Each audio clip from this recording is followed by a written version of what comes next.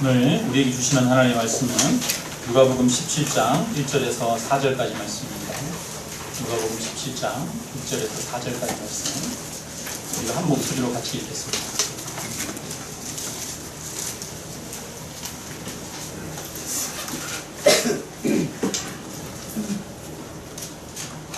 17장 1절에서 4절 한 목소리로 같이 읽습니다. 여호와께서 제자들에게 이르시되 실족하게 하는 것이 없을 수는 없으나 그렇게 하는 자에게는 바로다. 그가 이 작은 자 중에 하나를 실족하게 할진대 차라리 연자 맷돌이 그 목에 매어 바다에 던져지는 것이 나으니라. 너희는 스스로 조심하라. 만일 내 형제가 죄를 범하거든 경고하고 회개하거든 용서하라. 만일 하루에 7번이라도 내게 죄를 지고 7번 내게 돌아와 내가 회개하노라 하거든 너는 용서하라 하시더라. 아멘. 오늘은 관계 회복의 능력이라고 하는 말씀으로 여러분과 함께 하나님의 말씀을 보고자 합니다. 우리가 살아가다 보면 여러 가지 이제 관계 어려움을 겪기도 하죠. 개인도 그렇고 또 나라도 그렇고 사회도 그런 것 같습니다.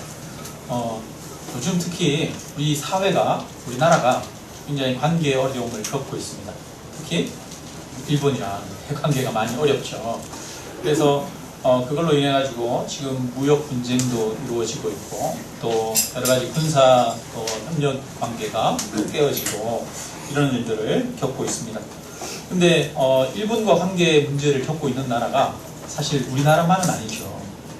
왜냐하면 2차 세계대전의 피해를 받았던 다른 나라들도 또 그런 어려움들을 겪고 있는 나라들이 있습니다.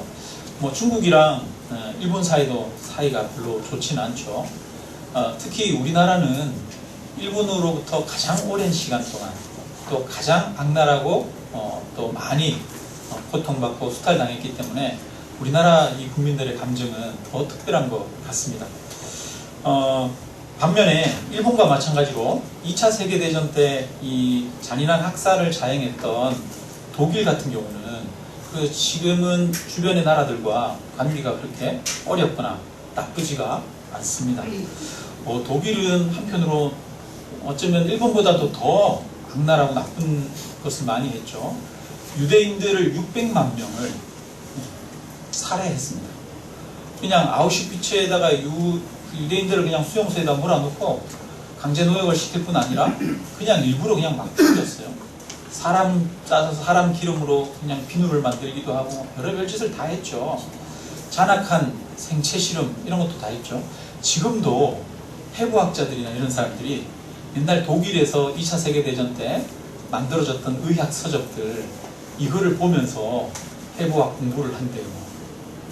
해부학이 가장 많이 발달한 시대가 언제냐면 2차 세계대전 때였어요.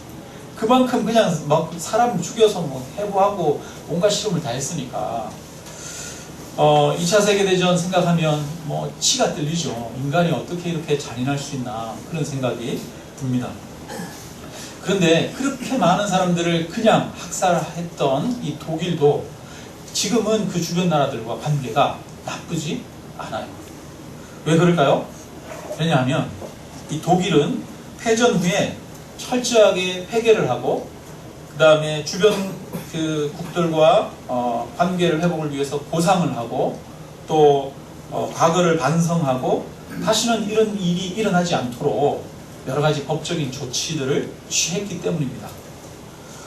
지금도 독일 총리가 이 다른 나라 이렇게 그때 희생당했던 나라나 이런 데를 방문할 때 보면 총리가 그 기념하는 곳이나 이런 데 가서 무릎 꿇고 사죄하는 이런 경우가 종종 있죠.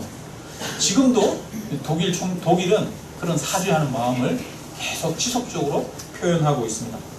게다가 아우슈비츠나 이런 그 박물관이나 이런 곳을 그대로 보존하고 있죠. 옛 과거의 역사를 잊으면 안 된다. 그래서 자기들이 잘못한 과거지만 그 잘못한 과거의 유물들을 그대로 전시를 해놓고 있습니다. 그리고 법으로 정해가지고 그때 이제 나치에 그 구역을 하고 주동자로 참여했던 사람들은 철저하게 법으로 단죄를 하고 처벌을 했습니다. 그리고 지금도 이제 나치 문양이나 이런 것들을 사용하지 못하도록 하고 있고 또 나치를 찬양하거나 하는 사람들은 법적으로 처벌을 하도록 그렇게 완전히 과거사를 정리를 하고 반성을 하고 있습니다. 그렇기 때문에 주변 나라들도 용서를 한 거죠. 용서를 한 거예요. 근데 반면에 일본은 그렇지 않아요. 지금도 여전히 과거를 숨기고 부정하고 있습니다. 우리나라 위안부를 강제로 동원하고 속여서 끌고 가고 그렇게 했으면서도 강제 동원이 아니라 돈 벌러 왔다 이렇게 이야기를 하고 있습니다. 여전히 1900년대에 그 독도를 강탈해 갔으면서도 독도는 자기 땅이다 이렇게 역사적으로 자기 땅이었다 이렇게 우기고 있습니다. 여전히 이 그때 사용하던 전범기 일본 이 군국주의 시대에 사용했던 전범기를 우길승천기라고 그러죠. 우리는 우길승천기라고 하는 말은 우리나라 말로는 우리가 사용하기에는 부적절한 단어예요. 전범기라고 하는 게 옳죠. 그 전범기가 2차 세계대전 때 사용했는데 지금도 여전히 일본 자위대 군대의 상징 깃발입니다. 그 전범기가.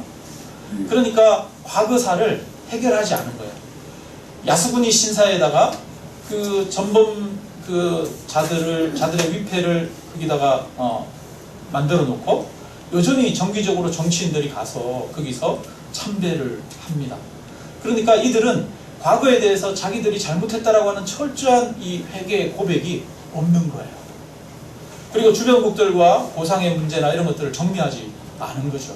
아직도 북한과의 관계 회복이 안 되고 있고 또 우리나라와도 계속 지속적으로 문제를 겪고 있습니다.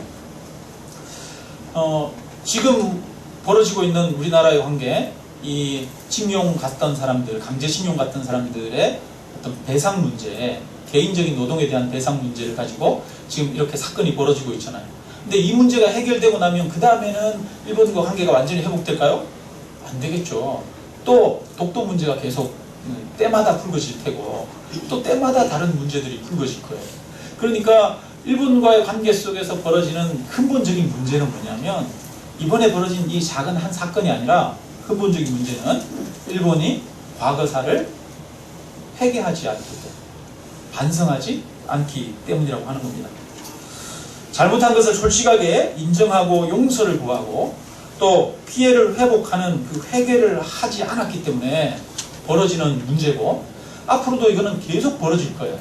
중국과의 관계에서 이런 일이 벌어지고 뿐만 아니라 북한과의 관계에서도 이런 일이 계속해서 지속적으로 벌어지고 러시아와의 관계 속에서도 영토 분쟁이 계속 벌어지고 있죠.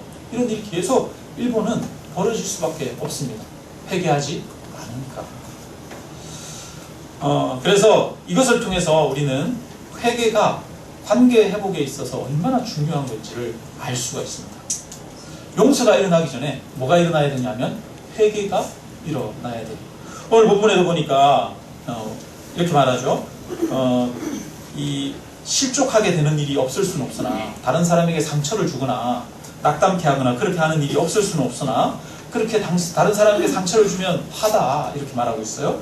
그리고 13절에 보니까 만일 내가 형제가 죄를 범하거든 경고하고 형제의 죄를 깨닫게 하고 죄를 깨달은 사람은 회개하거든 용서하라 이렇게 말합니다. 그래서 회개하거든 용서하라 이렇게 이야기를 하고 있어요. 그래서 회개가 이루어지지 않으면 용서가 이루어지기가 힘든 것이죠. 우리는 죄를 지어서 망하는 것이 아니라 회개를 하지 않아서 망하게 됩니다.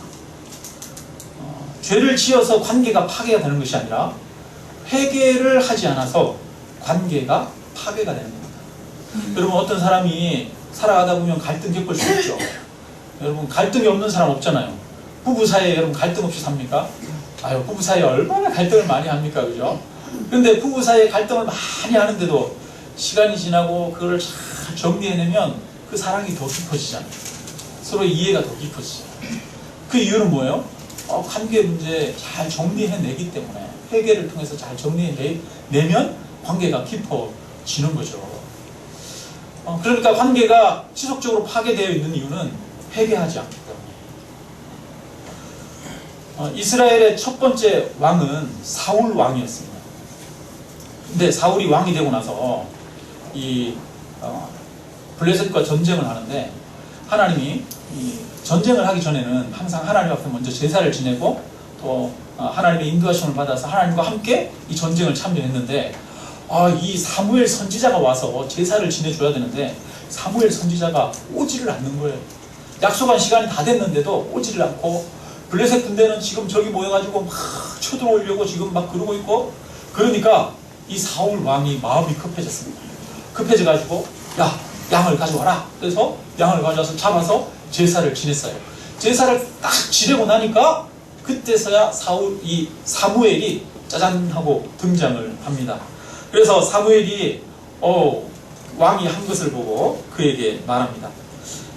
여호와께서 왕에게 명령하신 바를 왕이 지키지 아니하였으므로 여호와께서 그의 마음에 맞는 사람을 구하여 여호와께서 그를 그의 백성의 지도자로 삼으셨느니라. 이렇게 말합니다.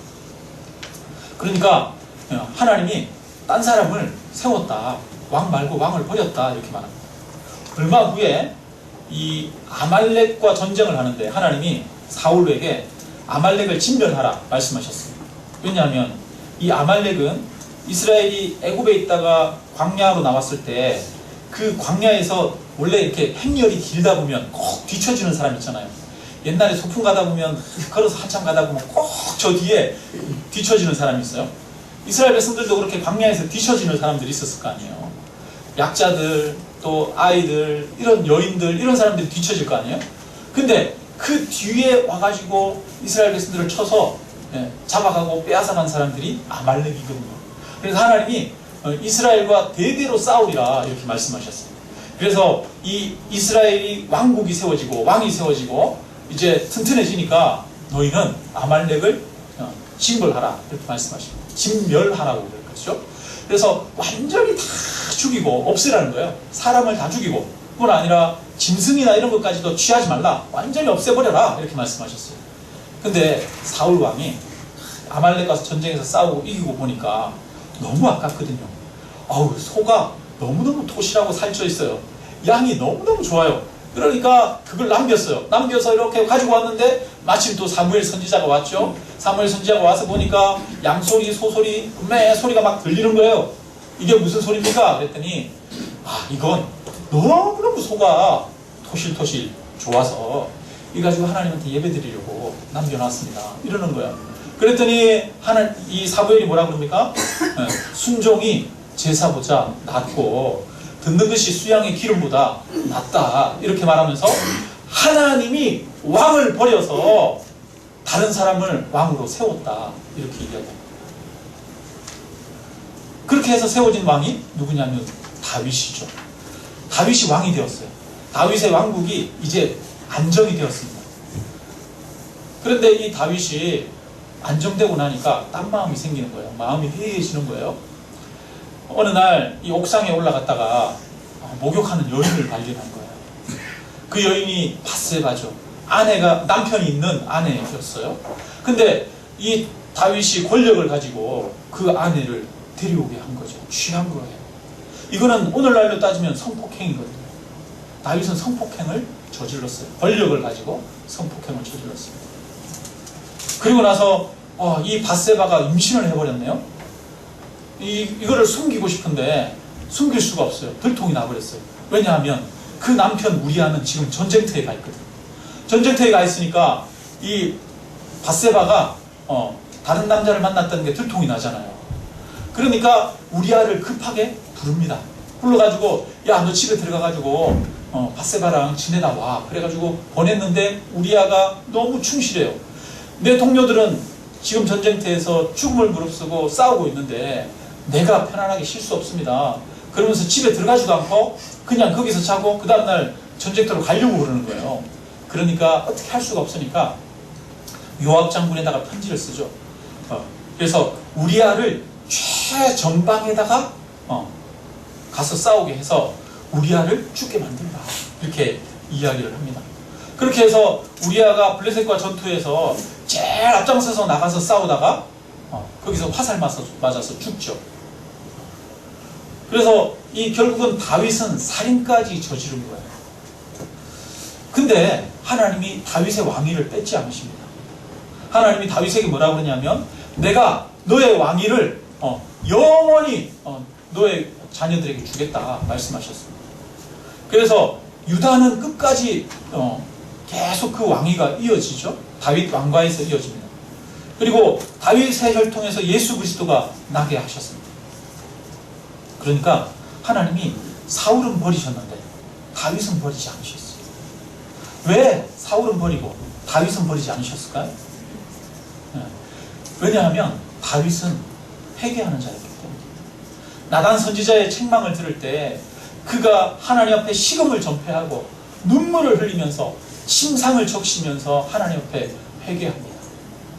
그 내용이 시편 51편, 시편 34편 이런 곳에 기록이 되어 있습니다.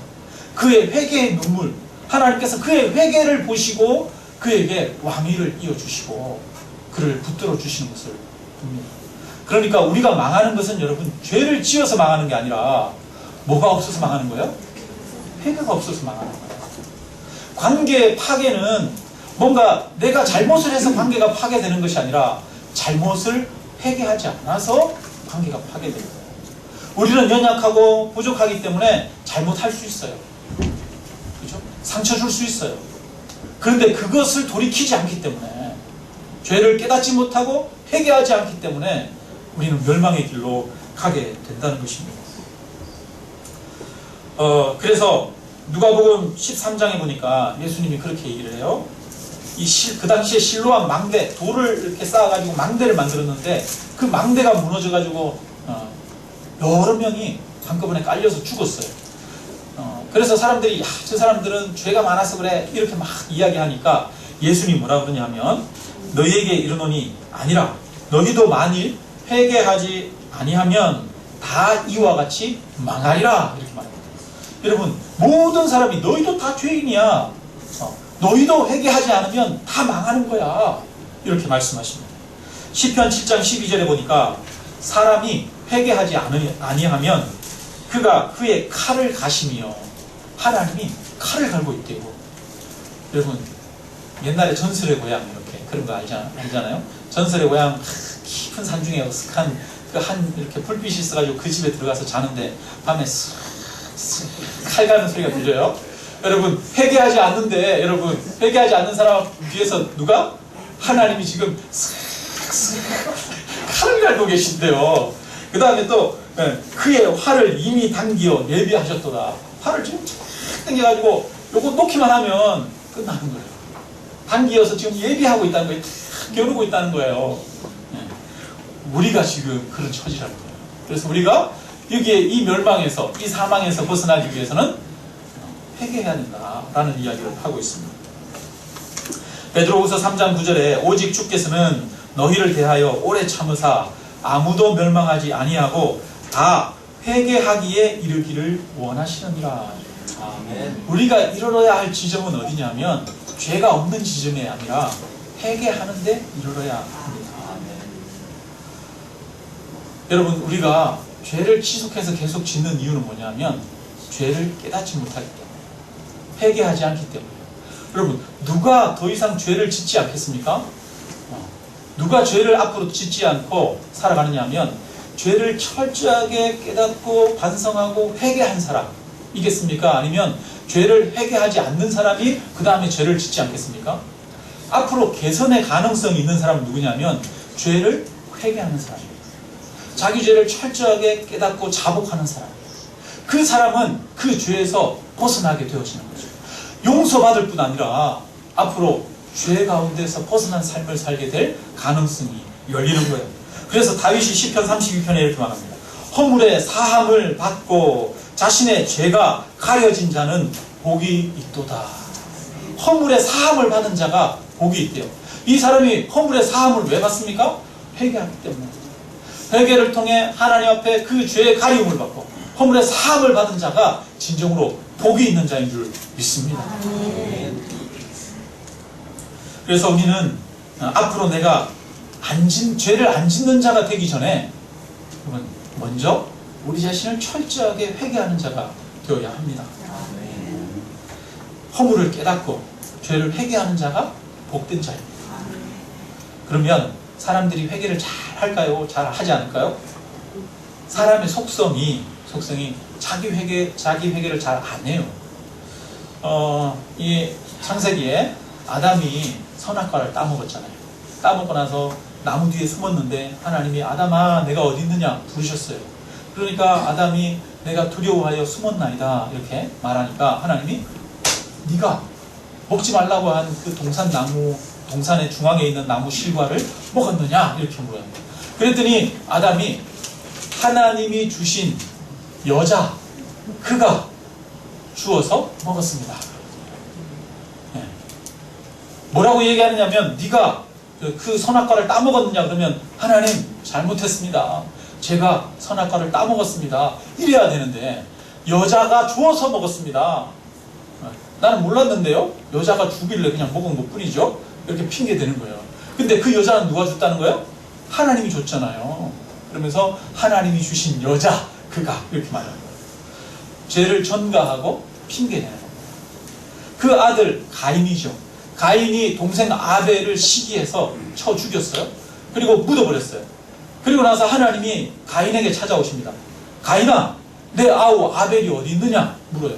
그랬더니 이 가인이 아예 치미를 뚝 대고 뭐라고 그러냐면 하나님을 향해서 내가 내 아우를 지키는 자입니까? 하나님 도리어 화를 내는 거예요. 완전히 거짓으로 자기를 위장하고 도리어 화를 내요.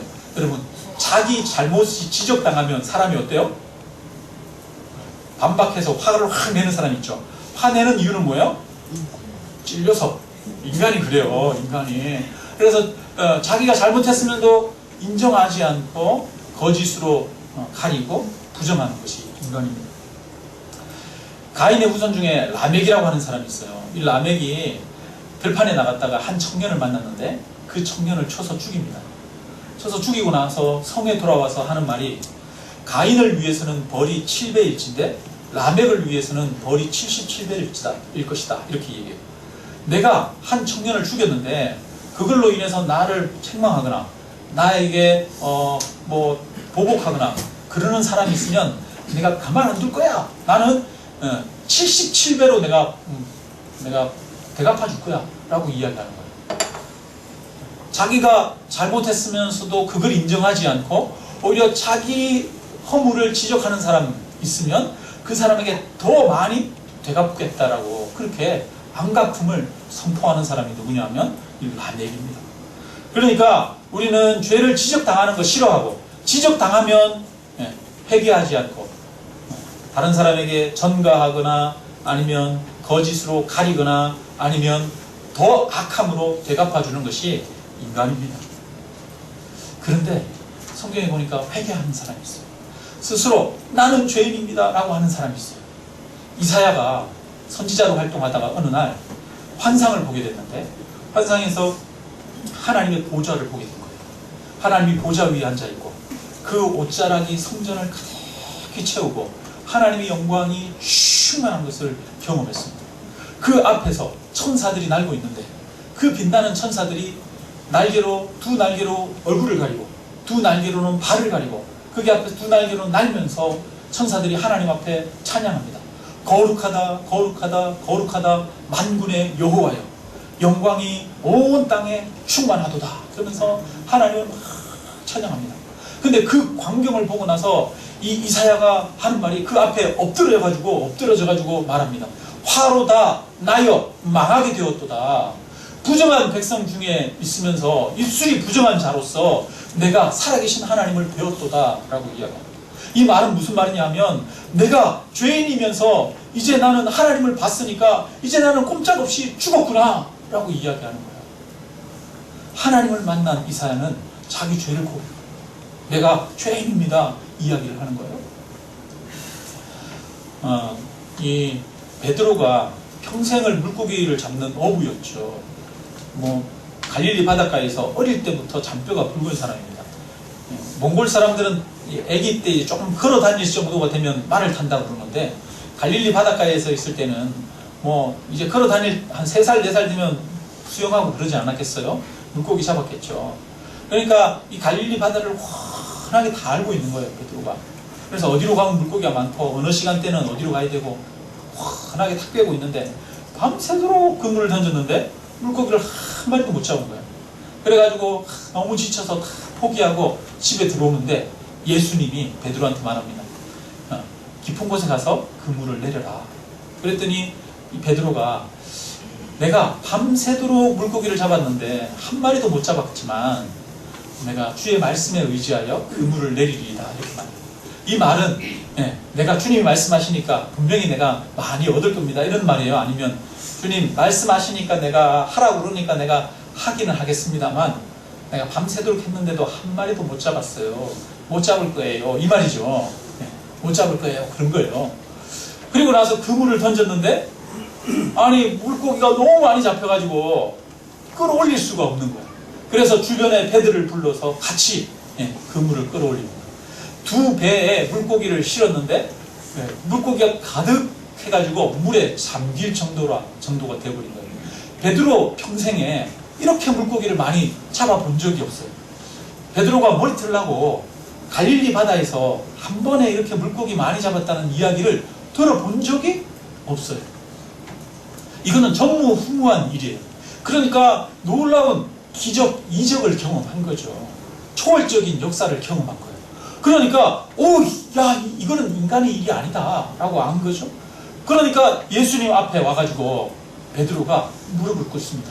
그러면서 예수님한테 베드로가 뭐라 그러냐면 주여 나를 떠나소서.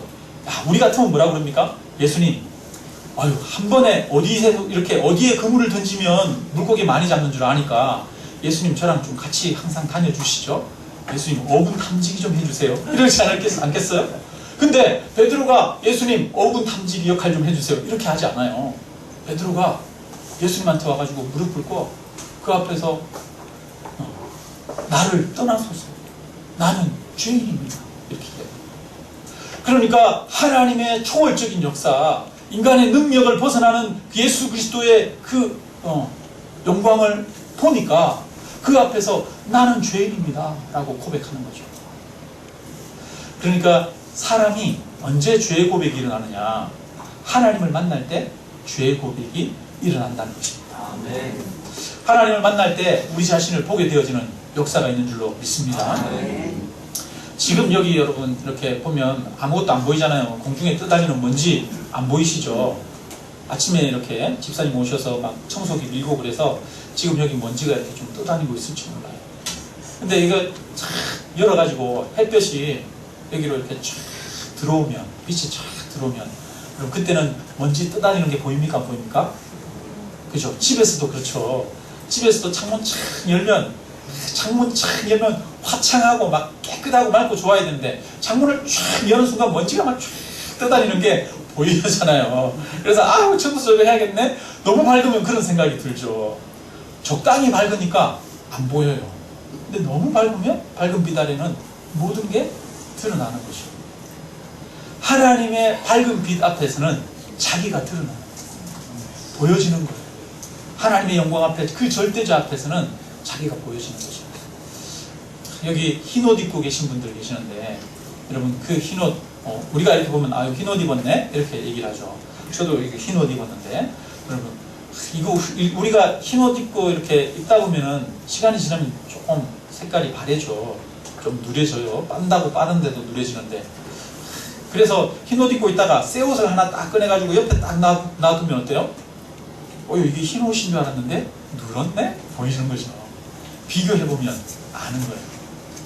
그러니까 완전한 흰색 옆에 가봐야 그게 흰색인지 아닌지 알게 되는 거죠. 인간은 언제 인간이 드러나느냐? 하나님 앞에 설 때 인간이 드러나는 거예요. 인간은 자기를 자기가 스스로 탐색한다고 해서 자기를 온전히 알 수가 있는 존재가 아닙니다. 근데 많은 종교들이 자기 탐색을 해요. 자기 탐색하고 자기를 되돌아보고 반성하고, 상담도 그렇고 아니면 뭐 불교나 이런 것들도 그렇고 명상도 그렇고 자기 탐색의 과정입니다. 자기 탐색의 과정을 통해서 자기 자신을 온전히 아는 것이 아니에요. 자기 자신을 온전히 아는 것은 절대자이신 하나님의 권능 앞에, 절대자이신 완전하신 하나님의 영광 앞에 설 때 자기 자신이 온전히 드러나게 되어지는 것입니다. 그래서 하나님을 만나지 않으면 자기를 모르는 거예요. 하나님을 만날 때 인간 자기가 누군지를 알게 되는 거예요. 그래서 나를 알기 위해서는, 인간이 누군지 나를 알기 위해서는 하나님을 만나야 됩니다.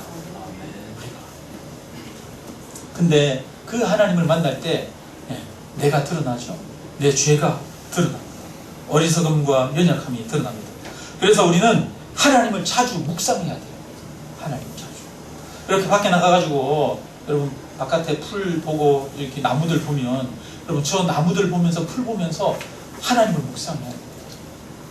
이 저 풀과 이 자연을 지으신 하나님의 솜씨가 얼마나 놀라운가. 그럴 때 우리 인간의 능력이라고 하는 게 참 보잘것없다는 것이 생각되어지죠. 밤하늘에 하늘을 바라보면서 하나님을 묵상해야 되죠. 저 우주는 저렇게 넓은데 그 우주보다 크신 하나님, 그 하나님은 얼마나 크신 분일까. 이런 것들을 생각해야 되는 거죠. 그래서 하나님을 생각하고 하나님을 묵상하고 기억하면 할수록 우리를 알게 됩니다.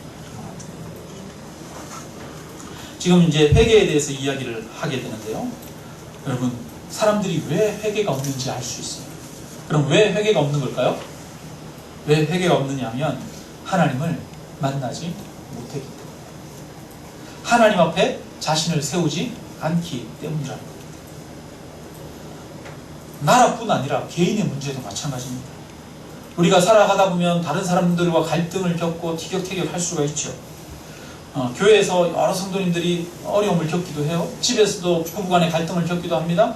김 집사님, 박 집사님, 우리 교회 김 집사님, 박 집사님 있으니까 안 되고 없는 분으로, 우리 교회 한 씨는 없더라고요. 한 집사님, 또 전 집사님 없죠. 네. 우리 교회 한 집사님, 전 집사님 없습니다. 한 집사님, 전 집사님이 교회에서 갈등이 있어가지고 뭐 이렇게 일을 하다 보니까 서로 마음이 안 맞아가지고 다퉜어요. 근데 다퉜는데 여러분, 이 갈등을 도저히 회복하지 못해요. 그러면서 끊임없이 상대를 봅니다. 저 사람이 나한테 저렇게 말했어, 저 사람이 저렇게 나한테 상처 줬어. 그러면서 뭐를 묵상하느냐 하면 저 사람이 나한테 한 것만 계속 묵상하는 거예요. 어떻게 그런 말을 할 수 있지, 어떻게 그런 표정을 지을 수 있지, 자꾸 기도하면서도 묵상하고 있는 거예요. 상대방의 행동을. 그러니까 회복이 안 일어나요. 회복이. 왜? 회개가 안 일어나요. 회복이 안 일어나요. 용서가 안 일어나요. 근데 여러분, 상대방의 행동을 보는 게 아니라 내가 했던 말을 돌아보고, 내가 이런 말을 해서 그 사람이 상처받았겠구나, 내 행동을 돌아보는 거예요. 나로 인해서 그가 얼마나 힘들었을까. 그래서 나를 보게 되면, 내 행동을 보게 되면, 내 잘못을 깨달으면 뭐가 되느냐면 내가 용서가 됩니다. 그 사람이 용서가 된다니까. 내가 그런 잘못했구나. 저도 그렇더라니까요. 저희 아내하고 막 이렇게 뭐 갈등이 있다가도 나중에 그랬구나, 내가 이거 잘못한 부분이 이 부분이구나, 내가 잘못한 부분이 뭔지가 다 깨달아지니까 상대방에 대해서 막 비난하고 욕하는 마음이 내려놓아지더라고요. 그리고 나서 찾아갑니다. 찾아가서 예를 들어서 한 집사님이 전 집사님한테 가서, 전 집사님, 내가 지난번에 집사님을 내가 좀 무시했던 것 같아. 집사님이 말을 하는데 그것도 모르냐고 내가 이렇게 얘기해서 집사님 마음 속상했지, 미안해. 그리고 집사님이 이거라고 설명하는데 내가 집사님 말을 끊고 들어주지도 않고 내 말만 막 하고, 그래가지고 집사님 얼마나 답답하고 그랬을까 싶어. 내가 잘못했어요. 내 잘못을 용서해줘요. 이렇게 얘기를 했어요. 여러분, 그러면 여러분 화해가 될까요? 안 될까요? 돼요. 근데 그 자리에 가가지고 내가 이렇게 했는데 자네가 이렇게 했잖아. 그러니까 자네가 그렇게 하니까 내가 이렇게 했지. 그러면서 또 막 따져요. 여러분, 그러면 화해가 돼요? 안 돼요? 안 돼요. 여러분, 용서의 비결, 화해의 비결은 뭐냐면 내 죄만 얘기를 하는 거예요. 물론 하다 보면 서로가 죄를 고백했을 때는 자기 상처도 얘기할 수 있죠. 그러나 우선이 뭐냐 하면 나를 보는 거예요. 내 죄를 보는 거예요. 내 죄를 보고 내가 회개하면 그 다음에 용서의 역사가 나타난다니까요. 근데 우리가 그렇게 잘 하지 못해요. 안 하는 이유는 뭐냐? 우리 자신을 하나님 앞에 세우지 않기 때문에. 하나님 앞에 세우는 게 뭐냐면 기도거든요. 우리가 기도할 때 기도는 하나님 앞에 나아가는 겁니다. 우리가 말씀을 들을 때 말씀은 우리가 하나님 앞에 나 자신을 돌아보는 겁니다. 말씀 앞에 나를 세우는 겁니다.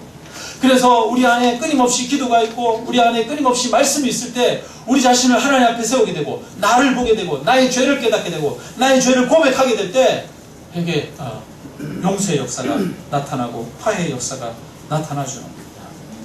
여러분, 성령에 대해서 성경이 뭐라 그러냐면 요한복음의 16장 8절에 보니까 그가 와서, 성령이 오시면 하시는 역사에 대해서 이야기합니다. 성령이 와서 죄에 대해서, 의에 대하여, 심판에 대하여 세상을 책망하시리라. 성령은 하나님이시잖아요. 하나님이 우리의 심령 가운데, 각자 개개인의 마음 가운데 오실 때 일어나는 역사가 죄에 대해서 가르쳐준다. 의가 무엇인지 가르쳐주고 그 죄의 결과 심판이 무엇인지를 가르쳐주는 거예요. 여러분, 우리가 성령 충만하게 되면 우리에게 나타나는 게 뭐냐 하면, 여러분, 내 죄를 깨닫게 되어집니다. 여러분, 하나님을 만난 사람, 성령의 충만함을 경험한 사람, 그 사람 치고 하나님 앞에 내가 죄인입니다 그러면서 똘똘 막 구르고 회개하고 하는 역사가 일어나지 않는 사람이 있습니까? 우리나라에 1907년도에 평양에 대부흥운동이 일어났어요. 대부흥운동이 일어났는데 어떤 일들이 났냐면, 이 하지 목사님이 자기가 죄라고, 자기가 선교사라고 그러면서 내가 한국 사람들을 내가 무시했습니다. 그러면서 막 회개하면서 내가 선교비를 내가 받은 게 있는데 그거 중에 일부를 내가 내 생활비로 쓰고 내가 착복했습니다. 회개를 했어요. 그런데 성령이 임하시기 시작한 거죠. 막 여기 회중들 안에서도 막 회개가 일어나는 거예요. 그러면서 나는 내가 아내를 두고 다른 여인을 만났습니다. 그러면서 어떤 장로님은 일어나서 내 친구가 죽으면서 그 재산을 나한테 맡기면서 그 가족들을 돌봐달라고 그랬는데 내가 그 가족들 돌보는데 속으라고 그 재산을 내가 가져갔습니다. 뭐 얘기할 수 없었던 그 추악한 죄들을 막 얘기하면서 성도들이 완전히 뒤집어지고 막 떼굴떼굴 구른 역사가 일어나는 거야. 그러니까 성령의 충만함은, 성령은 뭐 하는 영이에요? 죄에 대해서, 의에 대해서, 심판에 대해서 세상을 책망하시는 영이라고 해요. 우리가 하나님의 성령 충만함의 역사 경험하면 여러분 막 교만해지고 막 나를 내세우고 그러지 않아요. 성령이 충만해지면 충만해질수록 기도의 자리에 나아가고 하나님의 말씀 앞에 서는 사람이면 서는 사람일수록 고개가 팍 숙여진다니까요. 사도 바울을 보십시오. 사도 바울은 평생 기도했던 사람이고 말씀을 연구했던 사람인데 그가 하는 말이 뭐냐면 나는 죄인이고 나는 죄인 중에 괴수입니다. 얼마나 자기의 연약함을 고백하고 부족함과 허물을 고백하고 얼마나 겸손하고 낮아집니까? 그러니까 교회 다니면 다닐수록 이 점점 더 막 이렇게 뻣뻣해지고 점점 더 막 날카로워지고 뭐 점점 더 사람들의 죄를 지적하고 이러는 사람은 여러분 사실은 교회는 다니지만 성령 안에서 신앙생활을 하는 사람이 아닐 수 있어요. 교회를 오래 다니는데 점점 더 그런 사람들은 그냥 어쩌면 종교 생활을 하고 있는 거예요. 여러분, 저와 여러분이 종교 생활을 하는 자가 되지는 않아야 할 줄로 믿습니다. 우리는 살아계신 하나님을 만나는 자가 되어야 됩니다. 그 앞에 나아가 무릎 꿇고 기도하고 하나님 말씀 앞에 나를 세우고 그리하여 그 말씀이 나를 비추고 성령이 나를 비추어서 나의 허물과 연약함과 어리석음과 부족함이 날마다 깨달아지고 보여지고 그래서 점점 더 겸손해지는 그런 자가 되어야 될 줄로 믿습니다. 아멘. 그런 자에게 하나님이 무엇을 주시냐면 화평케 하는 능력을 주십니다.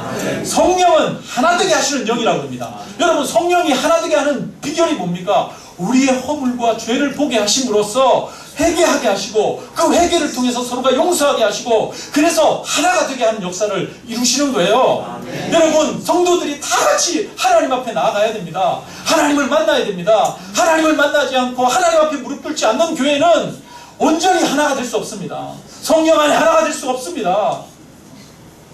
우리 성도들이 해야 되는 거 뭐겠습니까? 하나님을 만나는 거 아니겠습니까? 각자 개인, 이거는 여러분 제가 만나게 해줄 수 있는 게 아니에요. 우리 각자가 저도 그렇고 각자가 하나님 앞에 날마다 나아가서 살아계신 하나님 앞에 그 하나님 앞에 무릎 꿇고 만나야 됩니다. 그럴 때 하나님의 능력이 우리 안에 부어집니다. 그래서 화평케 하는 자는 하나님의 아들이라 일컬음을 받을 것이라. 아멘. 여러분, 화평케 하는 역사가 우리를 통해서 나타납니다. 하나님을 만나는 자, 그 앞에서는 죄를 깨닫고 회개의 역사가 나타납니다. 그렇게 될 때 용서와 화해의 역사, 화평케 되는 역사가 나타날 줄로 믿습니다. 그래서 주님을 가까이 함이 능력이야. 주님을 가까이 할 때 하나님 앞에 우리가 나아갈 때 하나님의 능력이 우리 안에 역사하게 될 줄로 믿습니다. 그런 저와 여러분 되시길 바랍니다. 우리 함께 이 시간 한번 반주 한번 해주시겠어요? 함께 이 시간 기도하도록 하겠습니다. 함께 기도할 때 하나님, 내가 날마다 하나님 앞에 나아가 나를 보게 하여 주옵소서. 성령으로 나를 조명하여 주옵소서. 나를 비춰 주옵소서. 이렇게 우리 한번 이 시간 기도합니다.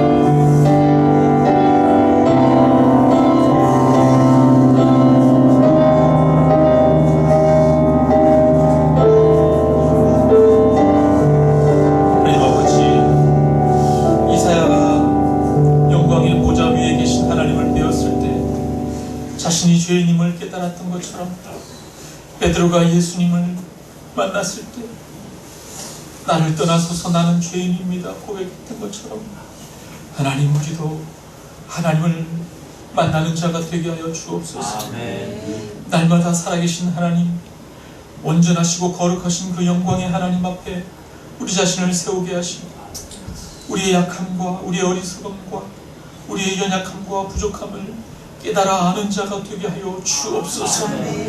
그리하여 우리 안에 우리 자신의 인간적인 모습들이 드러나는 것이 아니라 하나님의 거룩함이 우리 안에 나타나고 화평케 하고 용서하는 역사가 우리 안에 나타나도록 주님 붙들어 주옵소서. 하나님을 가까이 하고 하나님을 만나는 것이 우리의 능력인 줄로 믿습니다. 하나님, 우리를 만나주시고 성령으로 우리를 조명하여 주옵소서. 우리가 날마다 기도를 하며 또 말씀을 통하여 주님 앞에 나아가는 삶을 살기로 다시 한번 결단합니다. 하나님, 성령으로 우리를 조명하여 주옵소서. 감사합니다. 예수님의 이름으로 기도드리옵나이다. 아멘.